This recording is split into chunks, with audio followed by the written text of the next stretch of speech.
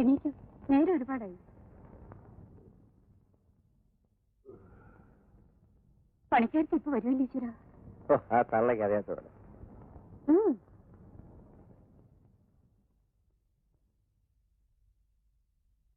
ഞാൻ പറഞ്ഞത് എന്തോന്ന്, മഴ വരണതിന് മുമ്പേ വീടിന്റെ തട്ട് വാർക്കണമെന്ന അച്ഛന്റെ കത്തില്.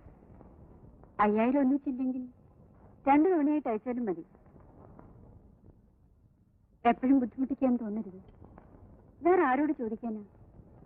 നിന്റെ ആ പഴയ ഡോക്ടർ നേഴ്സിന്റെ സഹായത്തിന് വരില്ലേ? നോക്കൂ, അതും ഇതും പറഞ്ഞാലേ പത്മയുടെ സ്വഭാവം മാറും.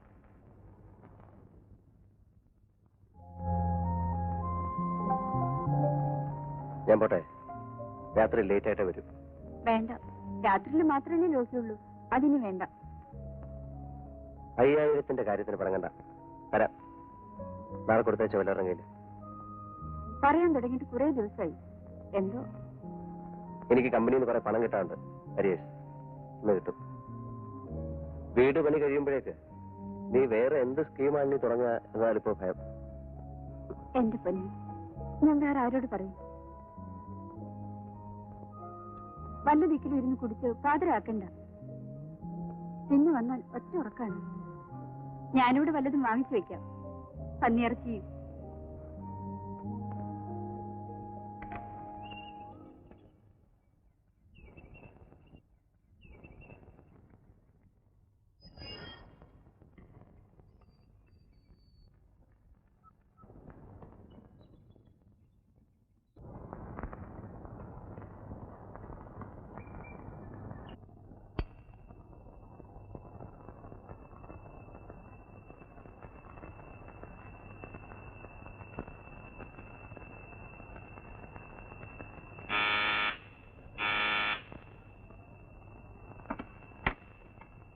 നേരത്തെ വാതിലടച്ചോ? ഞാൻ ഇവിടെ വന്നപ്പോ വെറുതെ കരുതാണ്. ആ,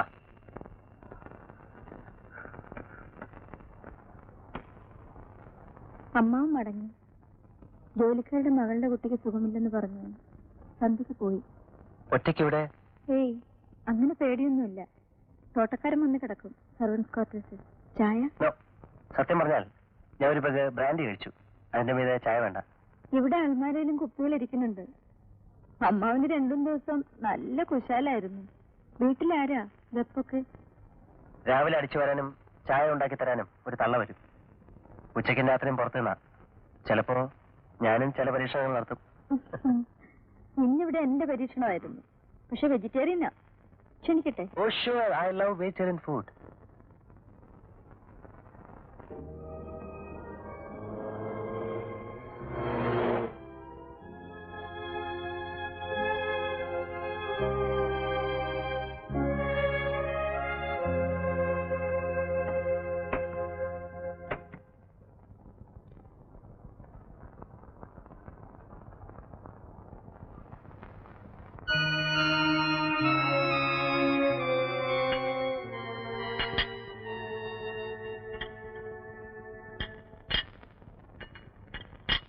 സഹായിക്കണോ?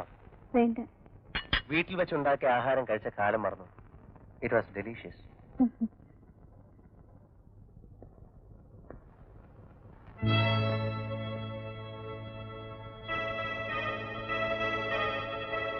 ആ മുറി പിന്നെ തുറന്നിട്ടില്ല. അമ്മാവിന് ആസ്മയേക്കാൾ പ്രശ്നം ഈ ബംഗ്ലാവിൽ കിടക്കാനുള്ള പേടിയായിരുന്നു. ദേവി വളരെ ധൈര്യമുള്ള കൂട്ടത്തിലാണല്ലോ. പുരുഷന്മാരെക്കാൾ സ്ട്രോങ് നെർവ്സ് സ്ത്രീകൾക്കാണെന്നാണ് സയന്റിസ്റ്റുകൾ പറയാറുള്ളത്. One for the road. സായിപ്പന്മാർ പറയുന്നത് അങ്ങനെയാണ്.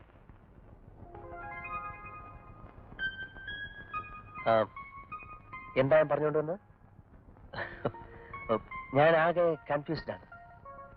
ആ, ധൈര്യം. ചോര കണ്ടാൽ തലചുറ്റും ആണുങ്ങൾക്ക്. സ്ത്രീകൾക്കത് ബാധകമല്ല. പേൽ ബക്കിന്റെ ഒരു നോവലിൽ അത് എക്സ്പ്ലെയിൻ ചെയ്യുന്നുണ്ട്. പ്രസവിക്കുമ്പോൾ രക്തം കാണുന്നു, പിന്നെ മാസം തോറും. ഓർമ്മയുണ്ട്.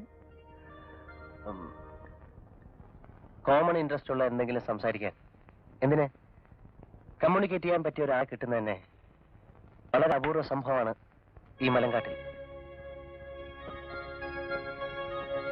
പേപ്പേഴ്സൊക്കെ ശരിയായാലും ഇവിടെ കുറച്ച് ദിവസം നിൽക്കാം.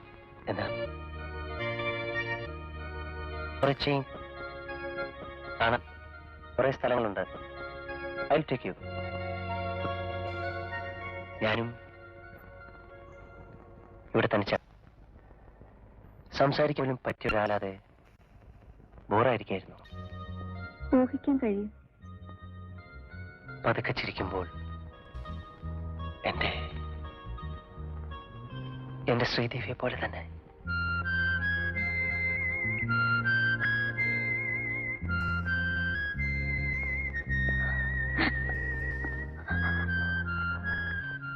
I love you.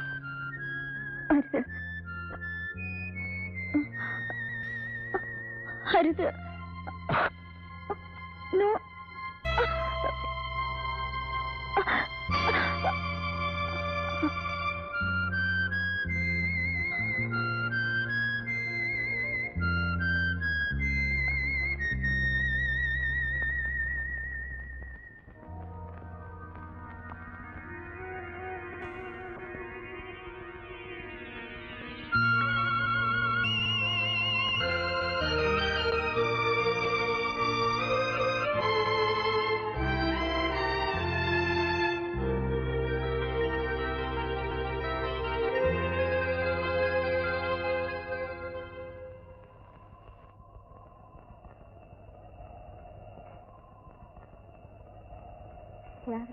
അല്ല, നടക്കട്ടെ. എന്നും വരണം.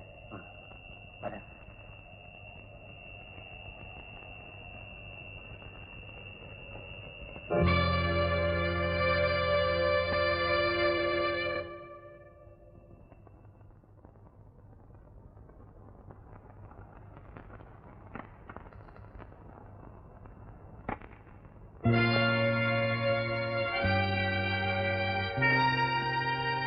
മല്ലേട്ടൻ ഈ നേരത്ത് അദ്ദേഹത്തിന്റെ ജ്യേഷ്ഠനാണ്. വരൂ. അവന്റെ ഭസ്മത്തിന്റെ ചൂടാറിയിട്ടില്ല. വേറെ ആളെ കിട്ടി അല്ലേടി? അനാവശ്യം പറയരുത്. ഇദ്ദേഹം കമ്പനിയിലൊരു ഓഫീസറാണ്. ചില പേപ്പേഴ്സ്. വ്യാഖ്യാനം വേണ്ട. സാറ് തണുപ്പത്തേക്കണ്ട, അകത്ത് വരണം.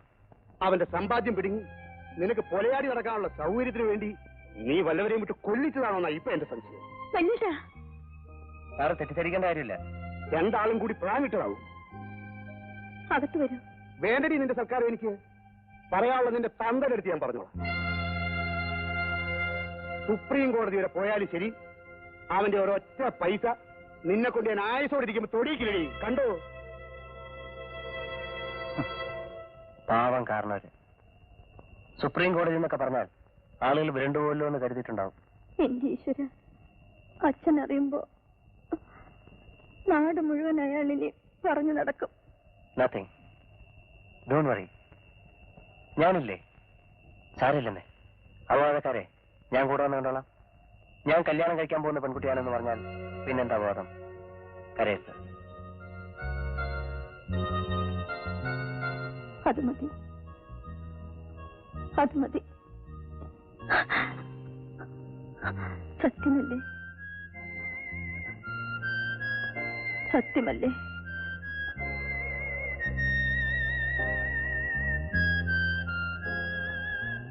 സത്യം.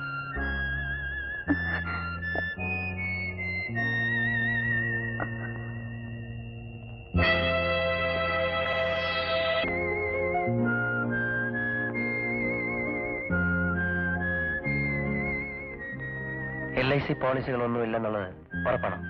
ഇല്ല. ഏടത്തുള്ള കാലത്ത് ഞങ്ങളുടെ ബന്ധത്തിൽപ്പെട്ട ആരോ ഒരിക്കൽ ഇൻഷുർ ചെയ്യുന്ന കാര്യം പറഞ്ഞത് എനിക്ക് ഓർമ്മയുണ്ട്.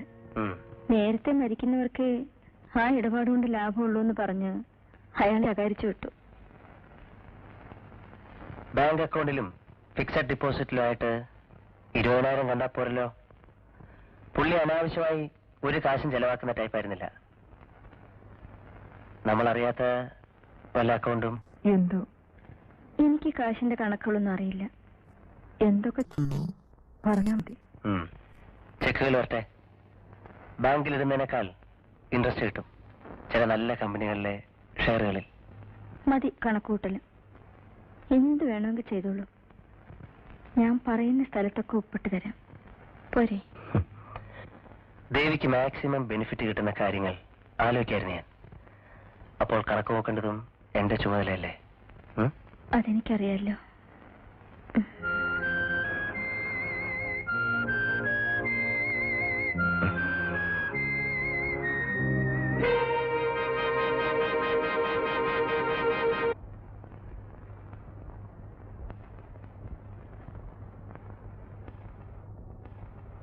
ജീപ്പ് എടുക്കാത്തെന്താ? മാനേജരാകുമ്പം ജീപ്പും കാറും ഇഷ്ടംപോലെ ഉപയോഗിക്കാലോ. രാത്രി നടത്തൊരു രസമാണ്.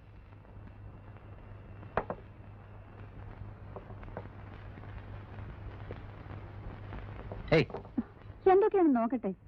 എനിക്ക് തരാൻ വല്ലതും കൊണ്ടുവന്നിട്ടുണ്ടോ?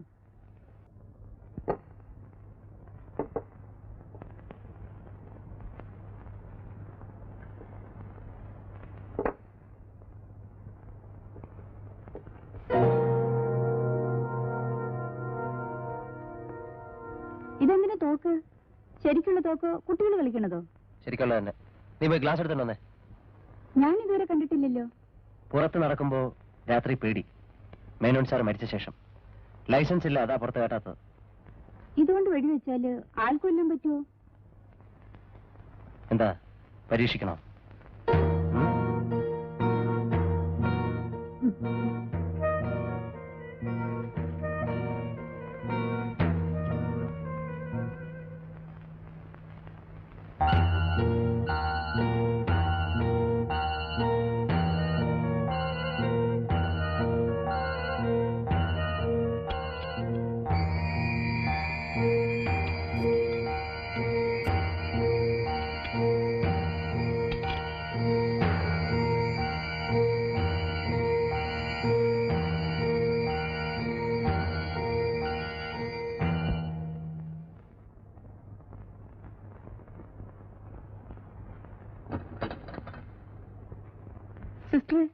സിസ്റ്ററുടെ ആള് തഴഞ്ഞെന്ന് ആശുപത്രിയിൽ ഓരോരുത്തർ പറയാൻ തുടങ്ങിയപ്പോ എനിക്കൊരു കലി കയറി. ആ ദേഷ്യത്തിന് നേരെ അങ്ങോട്ട് വന്നു. തെറ്റാണ്. എന്ത് ശിക്ഷ വേണമെങ്കിലും ഇന്ന് തന്നു.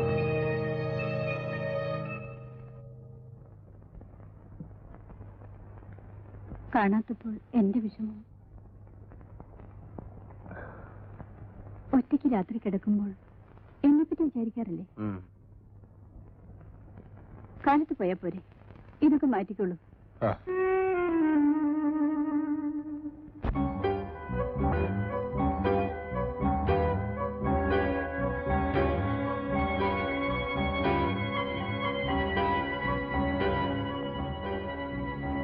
ഒക്കെ പഴയതായിരിക്കണു.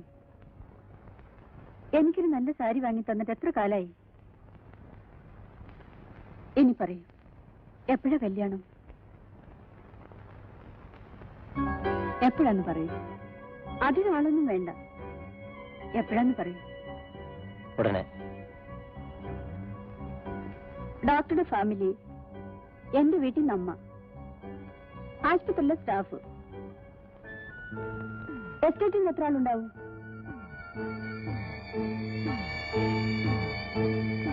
100 ആൾക്ക് സദ്യ കൊടുക്കാൻ ക്ലബിൽ എത്ര ഉറുപ്പിക വരും? അത് ഞങ്ങളെ ചെലവ് ചെയ്യേണ്ടത്. എന്താ ഒന്നും മിണ്ടാത്തത്? എത്ര ഉറുപ്പിയ? 82,000. എന്ത് പ്ലാനായി പറയുന്നത്? ഒരു തമാശ ഓർത്തതാ. അത് വേറൊരു കണക്ക്.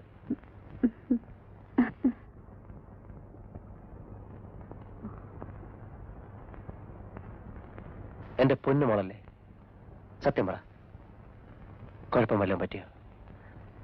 കല്യാണം കഴിഞ്ഞ് 6 മാസത്തിൽ നീ പെറ്റാലേ നമുക്ക് രണ്ടുപേർക്ക് സ്വല്പം നാണക്കേടില്ലേ? ഒന്നുമില്ല, ഞാൻ വെറുതെ പറഞ്ഞതാ. എന്ന് വെച്ചിന് വാക്ക് മാറിയാൽ? ആ, പത്മയുടെ സ്വഭാവം ശരിക്കും കണ്ടിട്ടില്ല.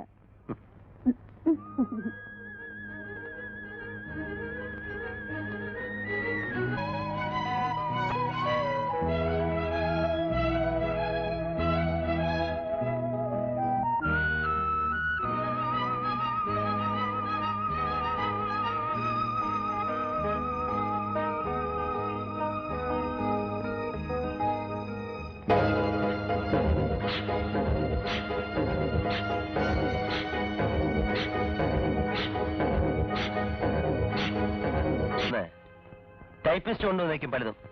ശരി, ഞാൻ അടുത്ത ദിവസം ലീവ് എടുക്കാം. ട്രാൻസ്പോർട്ട് സ്റ്റാൻഡിലേക്ക് ഞാനും വരാം. ഒരു ദിവസം ലീവ് എടുത്താ പോരാ, ഒരാഴ്ചയെങ്കിലും വേണം. അത് ഞാൻ പിന്നെ വരാമെന്നേ. പെട്ടെന്ന് അങ്ങനെ ഓടി വരാൻ പറ്റും ഇവിടുന്ന്. ഉത്തരവാദിത്തമുള്ളൊരു ജോലിയില്ലേ എനിക്ക്. വലിയേട്ടൻ പറഞ്ഞിട്ട് വീട്ടുകാരും നാട്ടുകാരും ഒക്കെ അറിയും. അച്ഛൻ അവരോടൊക്കെ പറഞ്ഞിരിക്കുന്നത് രണ്ടാളും കൂടി വരുമെന്നാണ്. ശരി, സൗകര്യം പോലെ പോകാം. ഞാനിവിടെ നിന്നോളാം. അതിന് നിയമ തടസ്സമില്ലല്ലോ. ആളുകൾ എന്ത് വിചാരിക്കും? ചെയർമാൻ അറിഞ്ഞ എന്ത് തോന്നും? അദ്ദേഹം ഇപ്പോൾ ഒന്നും വിചാരിക്കില്ല. എല്ലാവർക്കും കുറച്ചൊക്കെ അറിയാം. അപവാദം ഭയപ്പെടേണ്ടത് കൂടുതൽ പെണ്ണുങ്ങളല്ലേ? ചെയർമാനോട് ഞാൻ പറയാം. വേണ്ട. ശരി, വരൂ.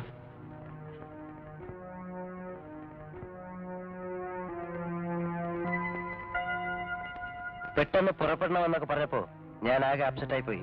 വരൂ, ഇരിക്കൂ. ഡോണ്ട് വറി, ഞാൻ പോയിട്ട് വരാം. ഞാൻ കഴിക്കാനുണ്ടാക്കാം. ഉച്ചയ്ക്ക് വരണം. വേണ്ട, ഞാൻ അത്യാവശ്യം ജോലി ചെയ്ത് വേഗം വരാം. നമുക്ക് ക്ലബിൽ നിന്നോ കാരമല ഗസ്റ്റ് ഹൗസിൽ നിന്നോ എവിടെന്നെങ്കിലും ഉണ്ണാം. പുതിയ ജോലിയുടെ കൂടെ വേറൊരു 100,000 ബാധ്യതകൾ തലവെച്ച് തന്നിട്ടുണ്ട്. ഒന്ന് റിലാക്സ് ചെയ്യണം. ദൈവം എടുത്ത് വരണം എന്ന് വിചാരിക്കാഞ്ഞിട്ടില്ല. ഫാക്ടറിയിലെ നൈറ്റ് ഷിഫ്റ്റ് കൂടെ ഞാൻ സൂപ്പർവൈസ് ചെയ്യണമെന്ന് പറഞ്ഞാൽ ദുരിതം. എത്ര ദിവസമായി കണ്ടിട്ട് അല്ലേ? ഞാൻ വേഗം വരാം. ഗസ്റ്റ് ഹൗസിലെ ശാപ്പാടിന് പറയാം. മാഗി മദാമ സ്വപ്നം കണ്ട സ്ഥലത്ത് ചുമ്മാ ഒരു പിക്നിക്. ഫോൺ ഉണ്ടായിരുന്നെങ്കിൽ ഇപ്പോഴേ ലീവിന് വിളിച്ച് പറയായിരുന്നു. പോയി എളുപ്പം വരാം. കുറച്ച് വിസ്കി വാങ്ങണം. ശരിക്കും ഔട്ടിങ് ആഘോഷിക്കണം. ശിക്ഷയൊക്കെ അപ്പ തന്നാ മതി.